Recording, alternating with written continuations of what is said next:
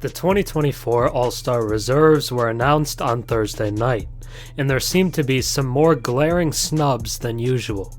With only 12 players making it in each conference, there are always going to be some players who have a case but miss the cut. But two players stood out with a really strong case. That would be Trae Young and Domantas Sabonis.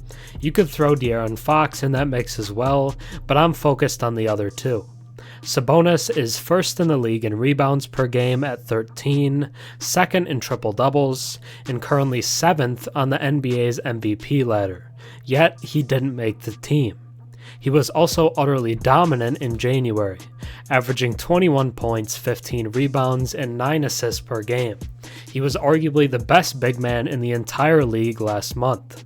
The Kings are also currently in 5th place in the Western Conference, so it feels weird to have no representation. The 6th place Suns have 2, the 9th place Lakers have 2, and the 11th place Warriors got one as well. Sabonis deserved a spot, but because his game isn't sexy, I guess he just doesn't get to make the team. On the other end, the argument against Trae is largely team record based, as the Hawks sit 7 games below 500. He, however, has been phenomenal. He's 10th in the league in scoring, 2nd in assists per game, and 8th in steals per game. He's really improved as a defensive player, and is the best defender in the Hawks starting backcourt, as Dejounte Murray's has consistently regressed. With last season and this season, he now has 2 of the greatest non-All-Star seasons the game has ever seen. He's one of the most unstoppable players in the game today, and is a more deserving All-Star than Damian Lillard, who was named a starter. Both Sabonis and Trae deserve to be All-Stars, and they may well both be named injury replacements by the time it's all said and done. But it's a crime that neither were named one originally. These are some of the biggest All-Star snubs of all time. Now let's take a deeper look. Before we get into the really tough All-Star omissions, if you enjoy my content and watch a few videos of mine, think about subscribing. 96% of my viewers are actually not subscribed, so if you watched it before and enjoy the content, drop a sub and comment down below. It really helps the channel.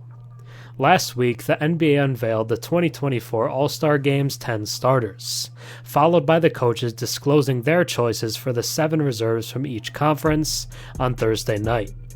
Given the limited 12 spots on each team, a few snubs were inevitable. The Western Conference faced intense competition this season, resulting in many deserving players being left out.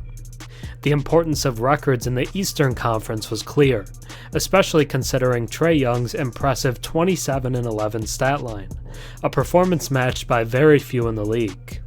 The Hawks' point guard has been working to stabilize the team, and despite some defensive shortcomings across the board, Atlanta remains in the mix for the play-in tournament. It's tempting to attribute the team's issues to Young, especially since it's plausible he would have a better chance at making the All-Star roster if the Hawks were closer to a 500 record. Following a chilly start to the season with a shooting slump, Trae has transformed into one of the league's premier offensive players once again. His career-high 10.8 assists per game place him second to only Tyrese Halliburton, and his scoring prowess is evident with 27 points per game, securing him the 10th spot overall in the league. Additionally, his chances of being named an All-Star could improve if Julius Randle remains sidelined with a dislocated shoulder, and Joel Embiid's meniscus injury prevents the Sixers' big man from playing. It's challenging to exclude Sabonis and favor Karl-Anthony Towns when examining the numbers. The Kings' big man has been on a remarkable tear lately, actively bolstering his All-Star candidacy, while Sacramento continues to contend for a playoff spot following their unexpected success last season. Although the Timberwolves boast the best record in the West, justifying Towns' inclusion, Sabonis also deserves recognition for his contributions. Sabonis is currently posting higher averages in points, 19.9, rebounds, leading the league with 13, and assists, 7.9, compared to last year when he did secure a spot on the team. The Kings have maintained a solid performance, winning 60% of their games thus far. Serving as an excellent playmaking and screening hub for their offense, Sabonis appears to be underappreciated in many award discussions.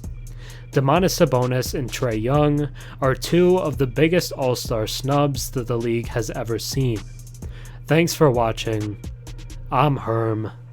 Have a good one.